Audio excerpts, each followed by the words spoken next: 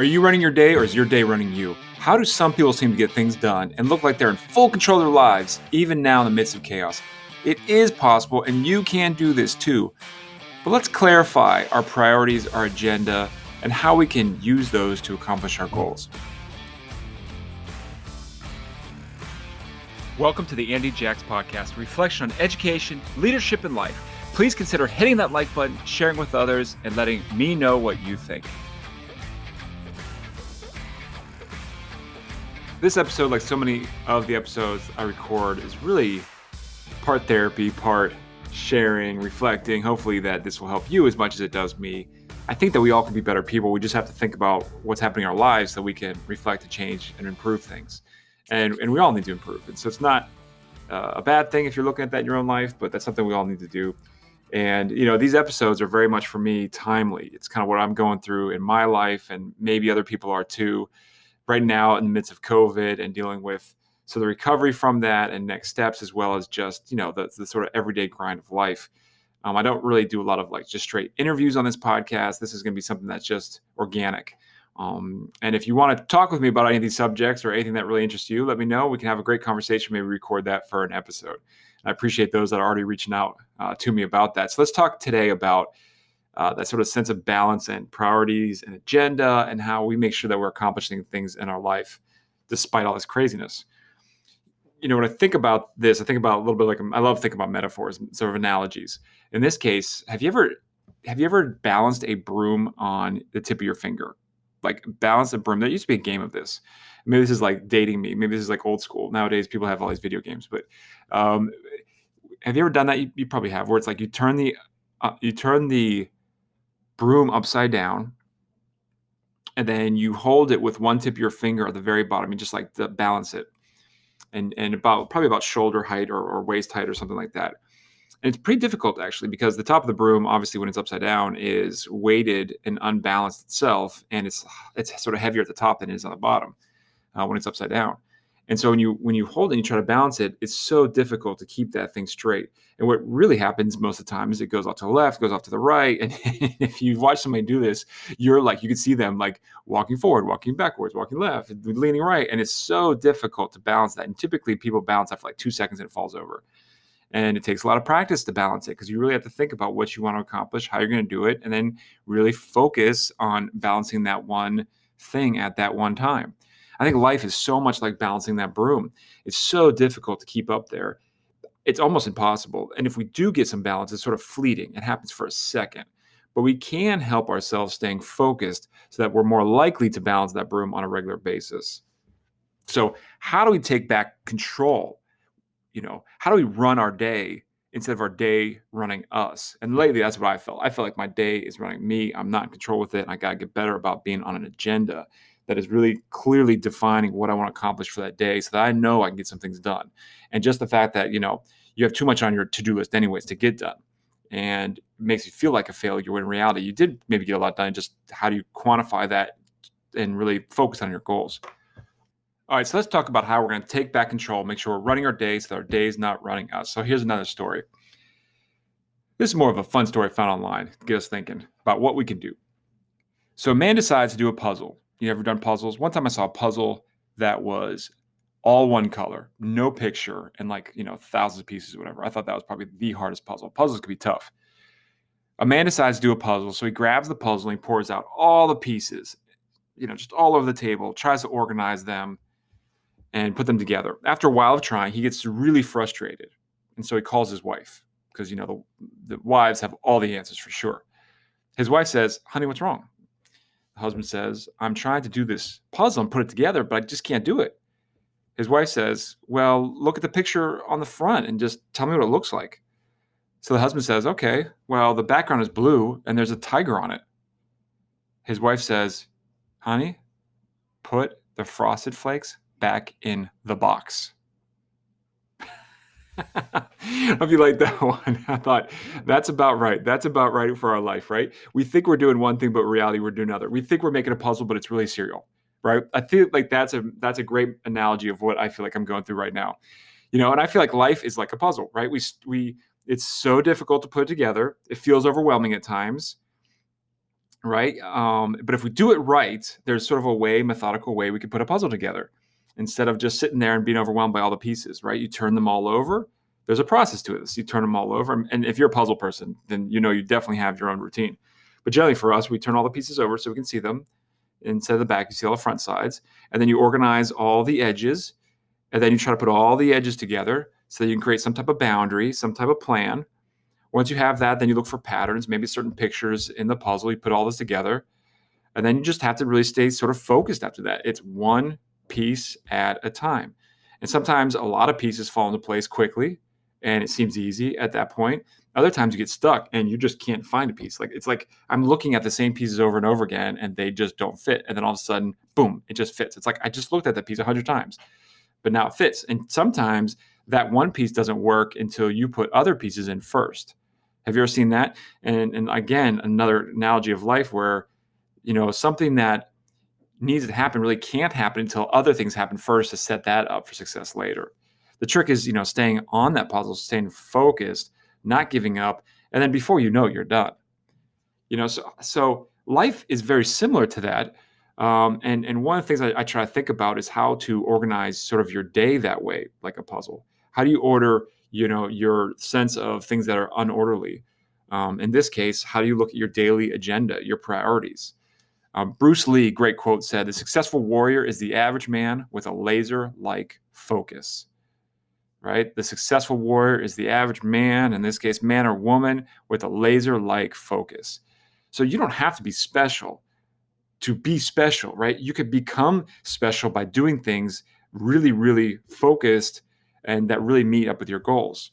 So one of the things is think about your daily agenda, your daily schedule.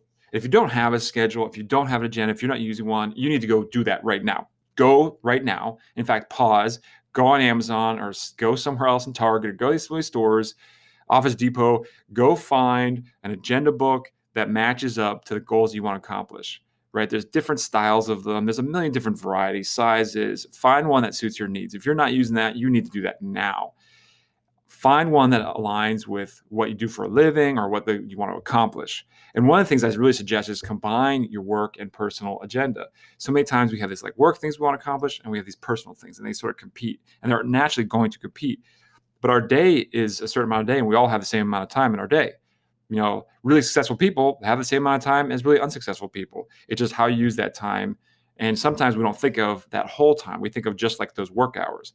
But especially now we're finding with COVID, all that stuff blends so much together. You really can't separate that anymore like you used to be able to do. And so many of us work all the time, and so how do we define those times? Well, I think you need to literally start your agenda when you wake up until when you go to sleep. And really, if you do that right, you put those times on your agenda as well.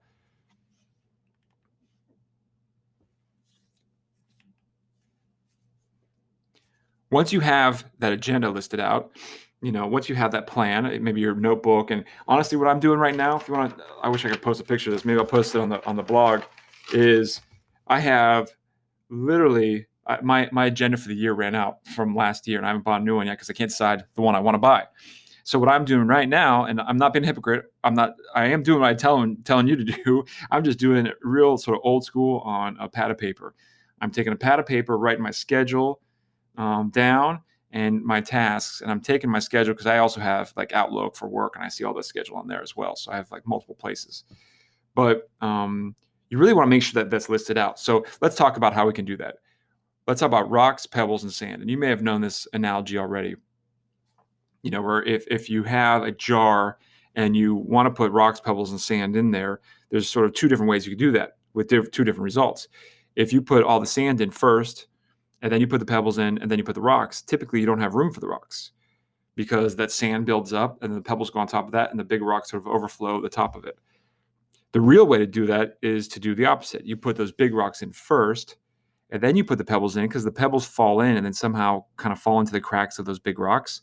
And then you put the sand in after that. And once you do that, it filters the sand through all those little tiny spaces between the big rocks and the pebbles. It just finds a way to get done. And our life is the same way. We have to put those big rocks in first. We have to simplify what we're doing so we know that we can get those big rocks in. So on my sheet I'm doing right now is I'm doing 3 columns, keeping it really simple. On the left column, I wrote big. and that's like my big rocks. Usually only maybe 3 or 4 things on that list at a time. Those are those big things I know I need to get done, so I need to allot a big amount of time towards those things. Maybe it's half hour, maybe it's an hour, maybe it's 3 hours, whatever that's going to be. Maybe it's a full day, but you have to plan to get those done, and those are really big priorities. Then I have little in the middle, and that's my combination of pebbles and sand. And you have to be careful because you can write a million things on this. You do want to write things that you know you need to do. Things like, checking your emails and maybe making certain phone calls, or if you're, administrator doing like walkthroughs in classrooms or whatever that's going to be. You have to put those down too, because if you don't, you're going to forget that you have to do those during the day and they take up time. So put everything down there. Once you do that, on the right side, I put my actual schedule. I start, whatever time I'm going to wake up, and I do in 15 or 30-minute increments. Right now I'm doing 30-minute increments. So increments. So it's, whatever, 10:30, 11 o'clock, 11:30, 12 o'clock. And then once I have that listed out, I go back to the left. What are those big things? Can I put those big things into slots in my day? What do I already have in that day? What meetings do I have? What observations do I have? What lessons do I have already in that day that's taking up time?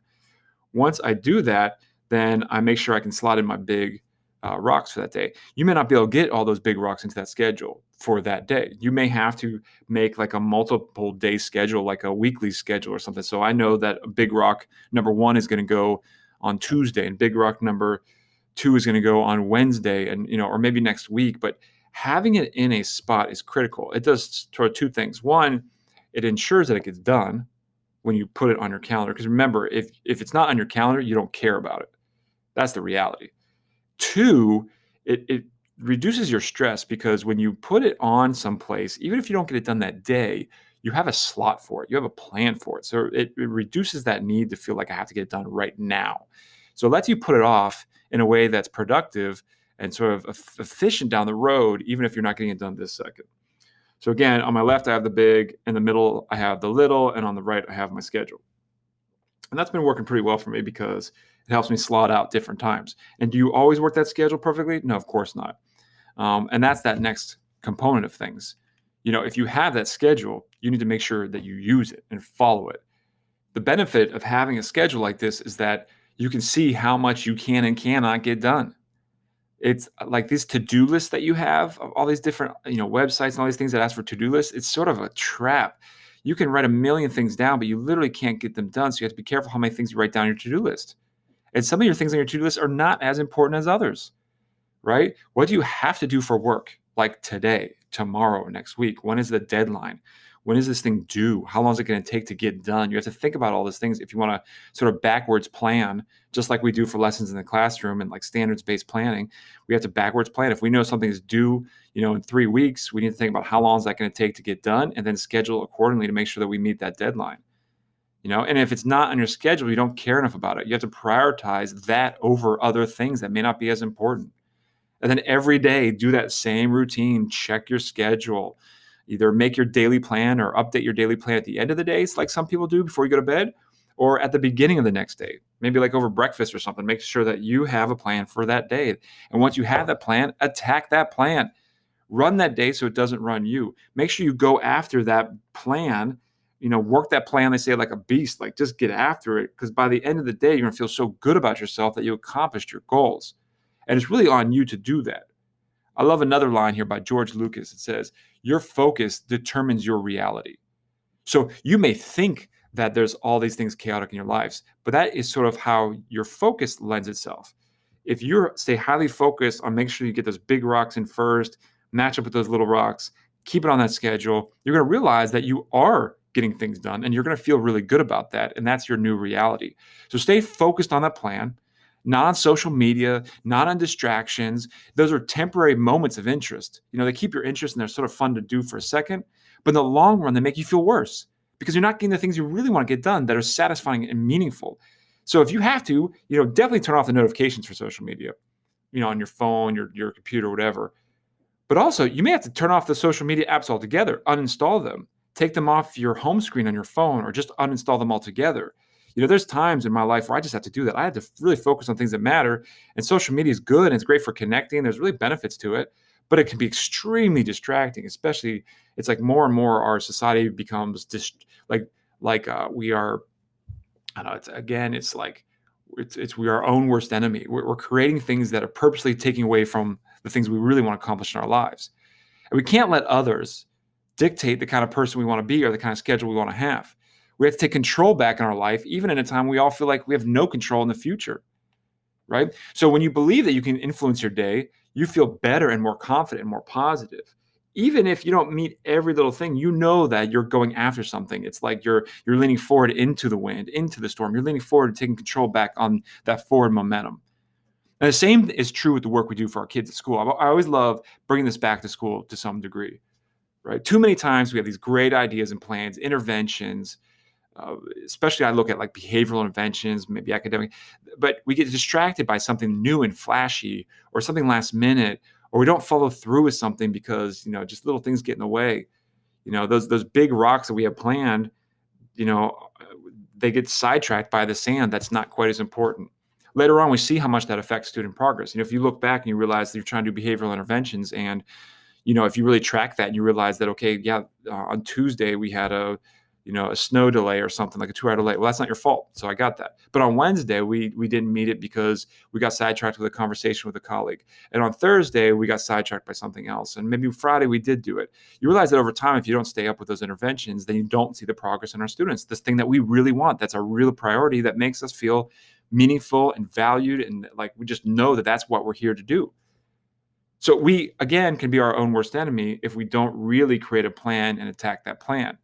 At our school, we're working on having very clear intervention plans like this. We're calling them intervention calendars. So we can see exactly who is supposed to be doing what, when, and where, what day, what time of day, who's doing it, all on one page, so that we know exactly who's doing what. And it's a shared accountability because we need to check each other so that we all accomplish these tasks. And it's not a gotcha, it's a we got this. There's a big difference. It's that collective efficacy that we all know that if we put our heads together and our actions together and we follow through, that we're going to have great results for our students. It's guaranteed. But we also know that if we don't follow through and we don't hold each other accountable, then it's highly likely that our kids are not going to progress. And we can't blame the kid. All we could do is look at ourselves in the mirror. And it's not even a blame thing to begin with. We live in a very, very difficult life where we have so many distractions. So we really need things written down and planned out.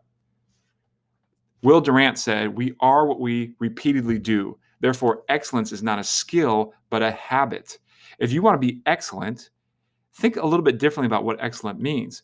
It doesn't necessarily mean what we think it means. We think that excellence is like, the Michael Jordan in the room or something like that. But Michael Jordan didn't just happen to be Michael Jordan. It's the habits that he or any other superstar or the superstars in your school, you as a superstar, those habits that you have as a superstar are what that you become that thing. You don't just naturally be that thing. And we can all be that superstar. We could be the superstar that gets our goals done, that goes after it, and ultimately feels good. We could be better people. We could influence others around us for the better, making us more efficient and effective, happier.